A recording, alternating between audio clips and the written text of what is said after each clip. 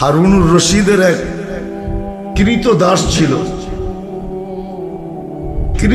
ছিল, যদিও সে কৃতদাস ছিল কিন্তু বড় জ্ঞানী গুণী ছিল, বড় জ্ঞানী গুণী ছিল, বড় উচ্চ বংশের ছিল। ভুলে সে কৃতদাস হয়ে গেছে, ভুলে। কিসে?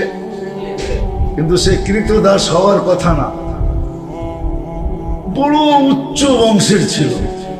কেউ জানতো না যে এত উচ্চ বংশের, কিন্তু কার্যকলাপ বুঝাইতো যে পিছে মনে হয় কোনো উচ্চতা আছে, না হইলে এই লোকটার কার্যকলাপ এত উচ্চ হইতে পারে না।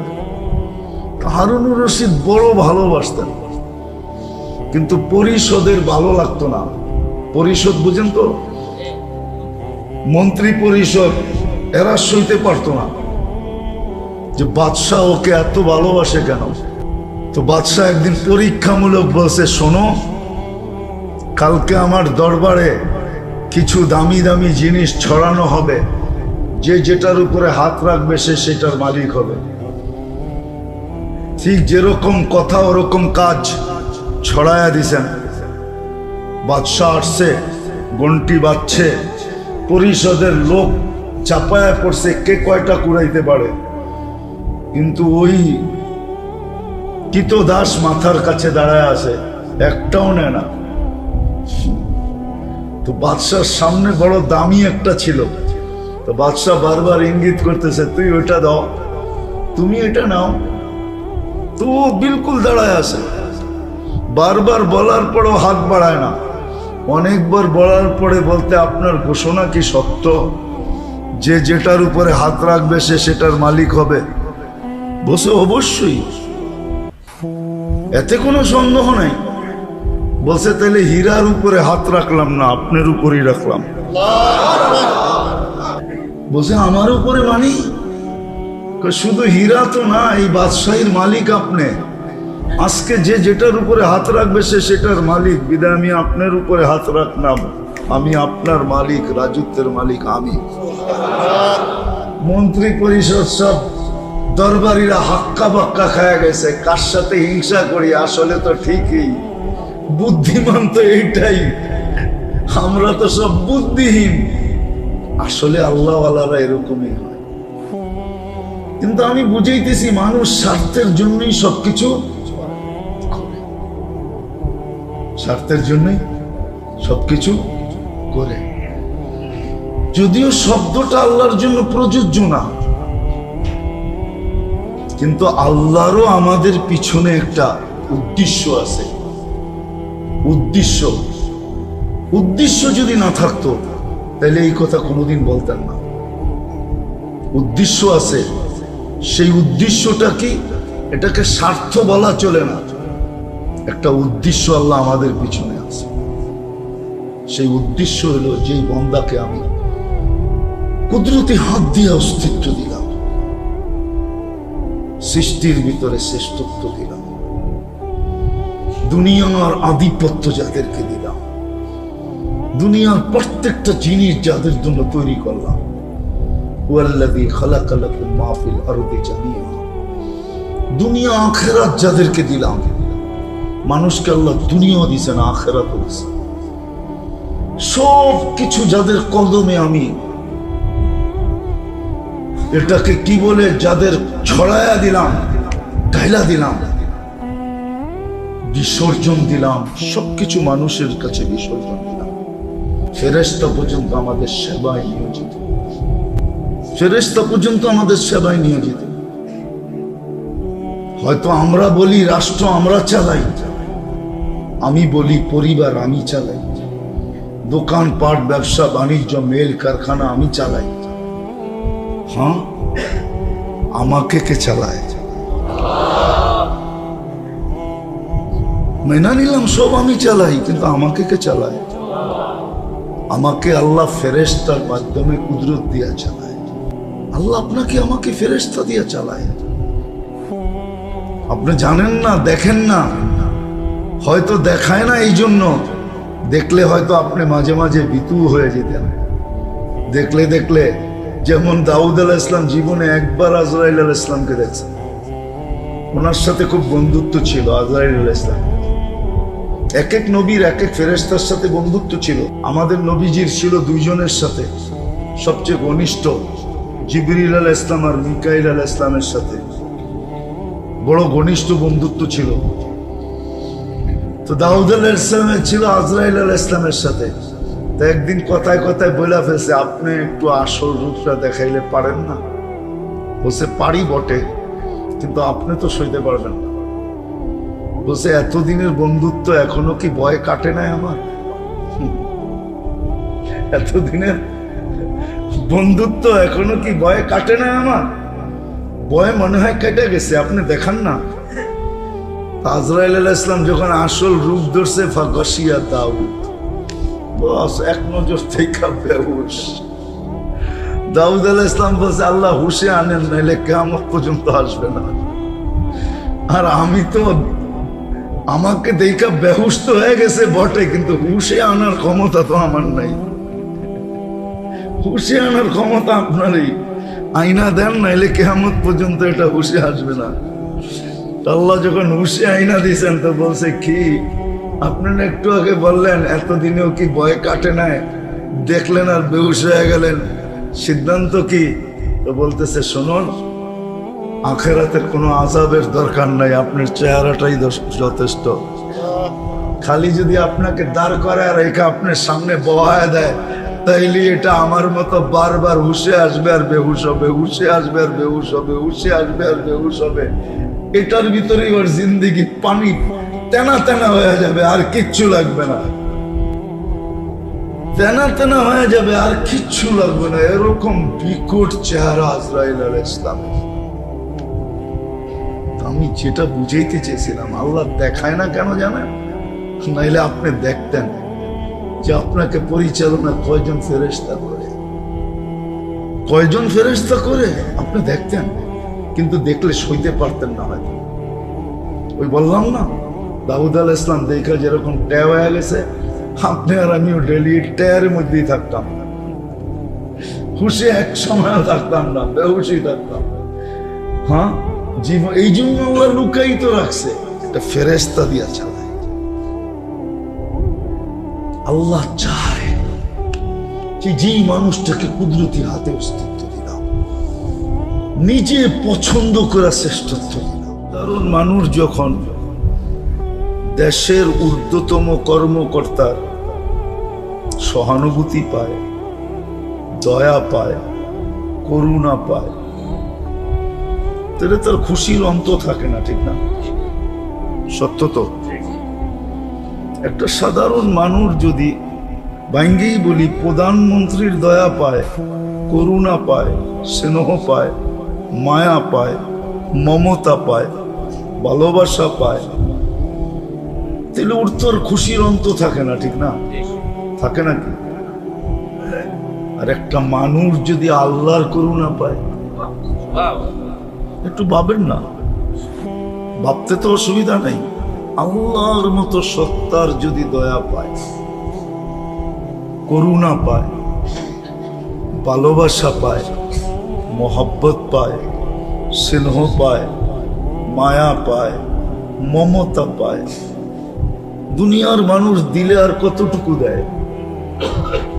দিলে আর, যেটি বললাম, যদি দেয়ও তো কতটুকু দেয়? মাইপা দেয়, ঠিক না? বলবেন কেন মাইপা দেয়? কেন ওনার কাছে যেটা আছে ওটা সীমিত আছে, এই জন্য উনি কি দেয়। আর আল্লাহ তো মাইপা দেন না। আল্লাহ, আমাদের বাংলায় একটা কথা আছে, দিলে ছাপ্পর ফাইরা দেয়। এটা কি মাপা হইল? মনে হয় এই বাংলাটা বোঝেন না আপনারা। আল্লাহ যাকে দেয় না, বাংলায় বলেন না, আল্লাহ আল্লাহ যাকে দেয় ছাপ্পর ছাপ্পর ফাইরা দেয়।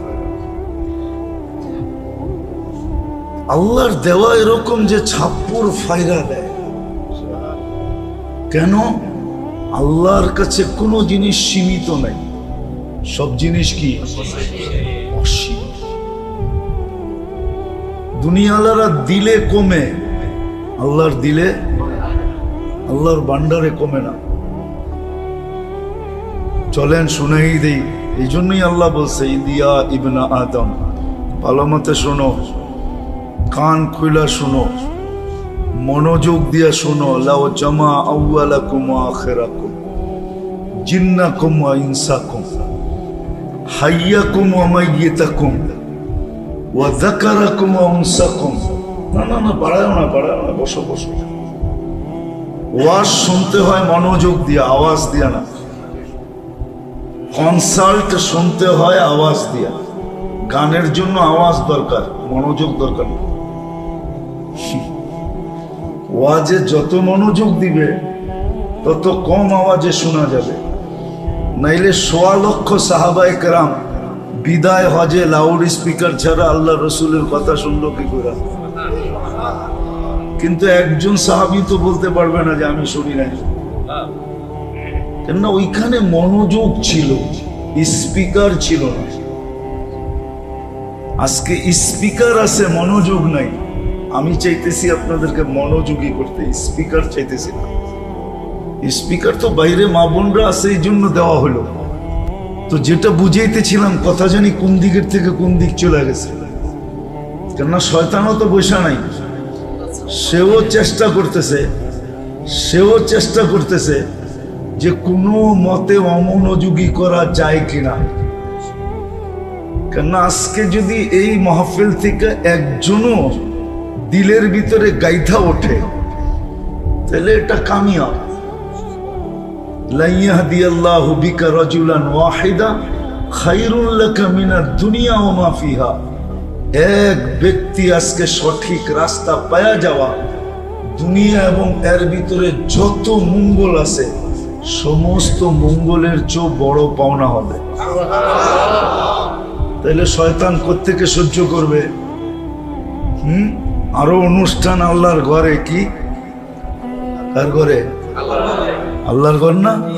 হ্যাঁ, আল্লাহ যদি বলে আমার ঘরে এতগুলা মানুষ আসলো, আমার ঘরে এতগুলা মানুষ আসলো, মানবতা আর নিয়ম কানুন তো এটাই বলে যে কিছু না কিছু হইলেও আতিথেয়তা করে দেয়। কি মনে হয় বোঝেন না? এতগুলা মানুষ আসলো, কিছু না কিছু আতিথেয়তা, কমসে কম একটু পানি হলেও দিয়া দেয়। আর আল্লাহ যদি আজকে আতিথেয়তা করে দিল, তাহলে তো শয়তানের চড্ডি বড্ডি গোল। আল্লাহর আতিথেয়তা তো আমাদের মতো পানি দিয়ে হবে না।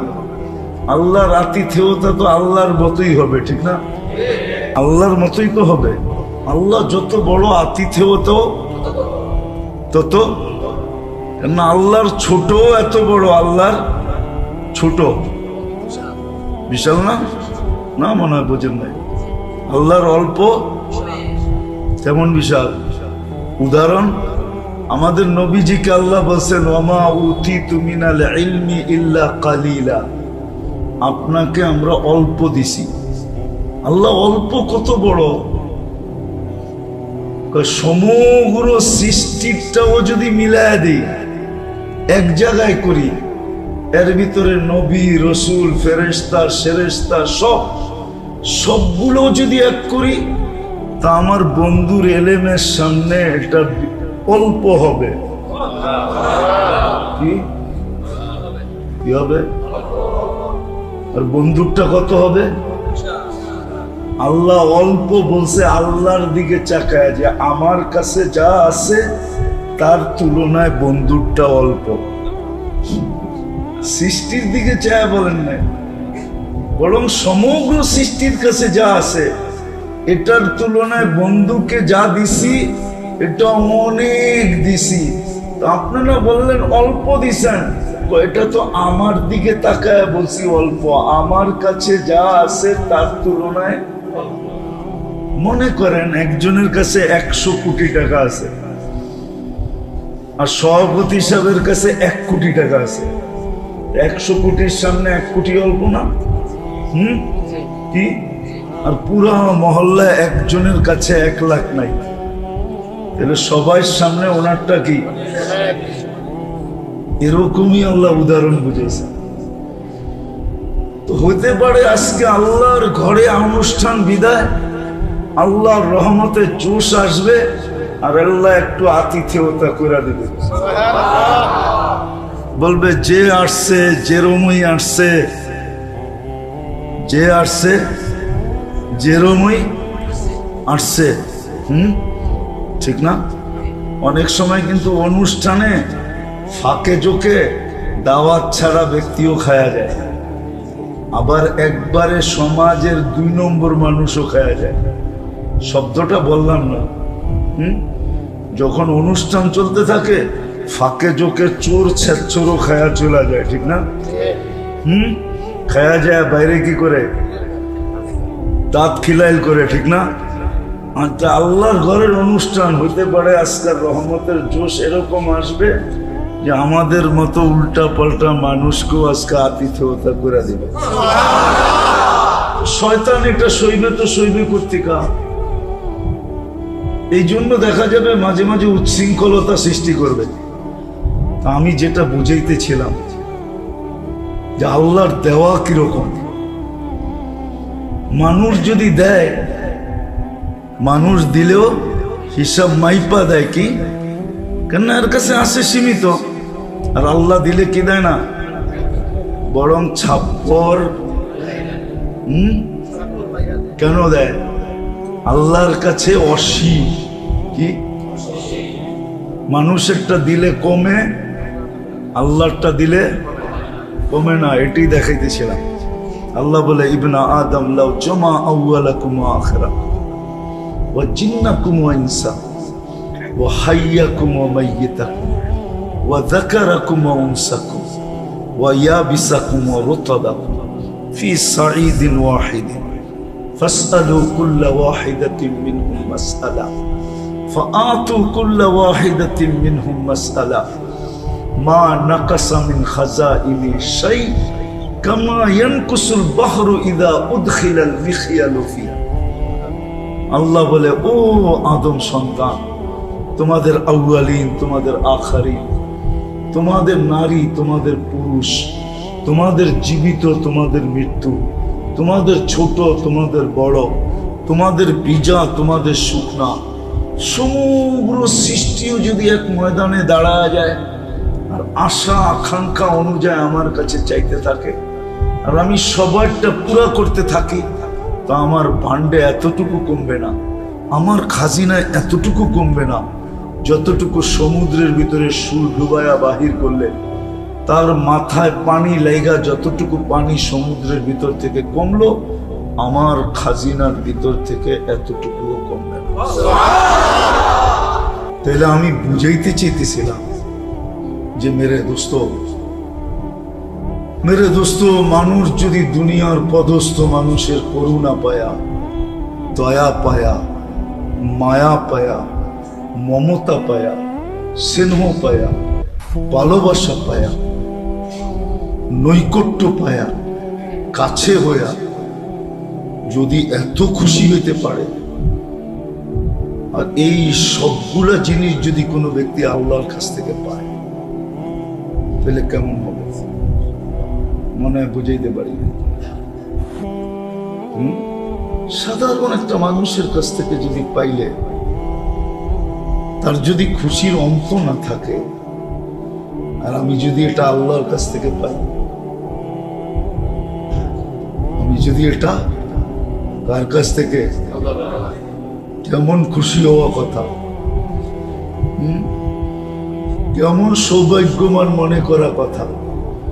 মানুষ তো দুনিয়ার মানুষের ভালোবাসা পায়া নিজেকে সৌভাগ্যবান মনে করে, নিজেকে বড় উঁচা মনে করে, নিজেকে বড় ধন্য মনে করে। যদি ওটা আল্লাহর কাছ থেকে পাওয়া যায়, যিনি আমাদেরকে অস্তিত্ব দিলেন, যিনি আমাদেরকে এক ফোঁটা পানির থেকে সৃষ্টির শ্রেষ্ঠ হিসাবে অস্তিত্ব দিলেন। অস্তিত্ব তো অনেককেই দিলেন, কিন্তু আমাদের মতো তো শ্রেষ্ঠত্বের অস্তিত্ব কাউকে দেন নাই। এত বড় শ্রেষ্ঠত্বের গ্যারান্টি দিয়ে অস্তিত্ব কাউকে দেন নাই। মানুষ তো সৃষ্টির সেরা, সৃষ্টির রাজা, সৃষ্টির মুকুট, সৃষ্টির মাথা, সৃষ্টির হার্ট। মানুষ সৃষ্টির ভিতরে সেরা।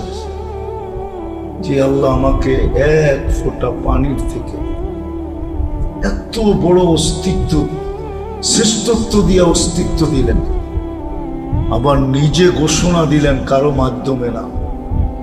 কখনো কখনো মানুষ নিজে ঘোষণা দিতে চায় না, বলবে আমি ঘোষণা দিলে অসুবিধা আছে, তোমরা আমার পক্ষ থেকে দিয়া দাও। আল্লাহ তো নিজের পক্ষ থেকে কাউকে ঘোষণা দিতে বললেন না, বরং স্বয়ং নিজে ঘোষণা দিলেন, ওয়ালাকাদ কাররামনা বনি আদম, আমরা শ্রেষ্ঠত্ব দিছি। যে মানুষটাকে আল্লাহ এক ফোঁটা পানির থেকে অস্তিত্ব দিয়ে শ্রেষ্ঠত্ব দিলেন, সাজায়া শ্রেষ্ঠত্ব দিলেন। আল্লাহ তো বলতে পারতো যে এটুক আমি কইরা দিছি, বাকিটুক তোরা কইরালো। আমাদেরকে সাজানোর ব্যাপারে তো এরকম আল্লাহ কখনো বলেন নাই যে এটুক আমি কইরা দিলাম, বাকিটুক মার পেটের থেকে অস্তিত্ব দিয়ে আমি বাহির করে দিলাম, বাকিটা তোমরা সাজায় নাও। আল্লাহ যদি বলতো যে বাকিটা তোমরা সাজায় নাও, তাহলে আপনাকে সাজাইতে আপনার মা বাবার কত টাকা খরচ করতে হতো চিন্তা করেন। বিশ্বাস হয় না?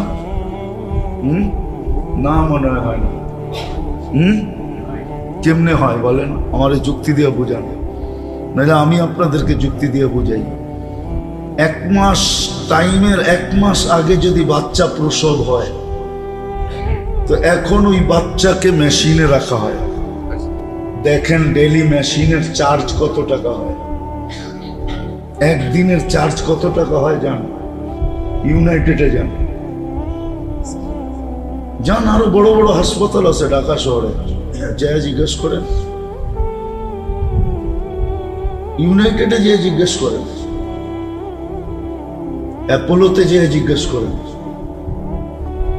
স্কয়ারে যে জিজ্ঞেস করেন যে প্রতিদিন কয় টাকা লাগে। বলবেন কেন মেশিনে রাখলা? 1 মাস আগে চলে আসছে, বিদায় পুরা মিচিউট হয় নাই।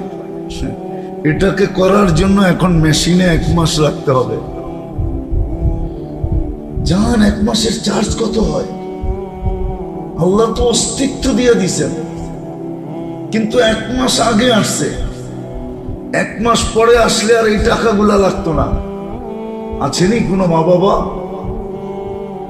যেই সন্তান পরিপূর্ণতা নিয়া, পরিপূর্ণ সময় নিয়া মার পেটের থেকে বাহির হয়েছে? আছে এই মহল্লায়?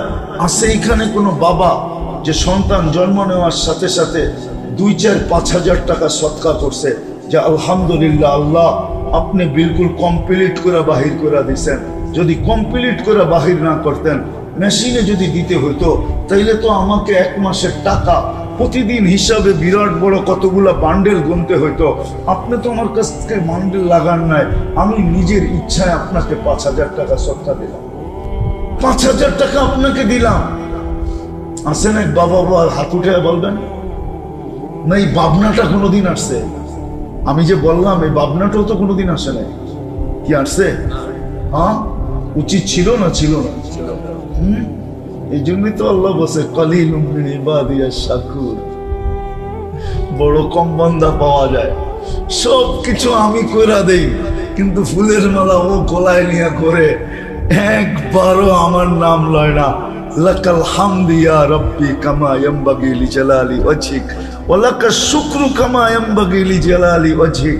ও মালিক, তোর শুকরিয়া, তোর নাম বেচে আমি ফুলের মালা পড়া পেয়েছি, শুকরিয়া তোর। এই শব্দটা একবারও বলে না। রাগ হবেন না, আমি বুঝানোর জন্য বলতেছি। আল্লাহ করুক বুঝে আসুক, আল্লাহ করুক আমার ভিতরে এরকম কিছু কথা ঢালুক যাতে আপনাদের দিলে লাগে। উচিত ছিল। আল্লাহ দেখাইছেন যে দুনিয়ার মানুষের করুণা পায় যদি তুমি এত খুশি হও, আমি আল্লাহ যদি দয়া করি, লাআল্লাকুম তুরহামুন, আমি যদি তোমার উপরে রহম করি, আমি তোমার উপরে দয়া করব, রহম করব, কিন্তু শর্ত আছে। কেননা দুনিয়ার মানুষ যাই করে পিছনে কিন্তু কোনো না কোনো স্বার্থ থাকে।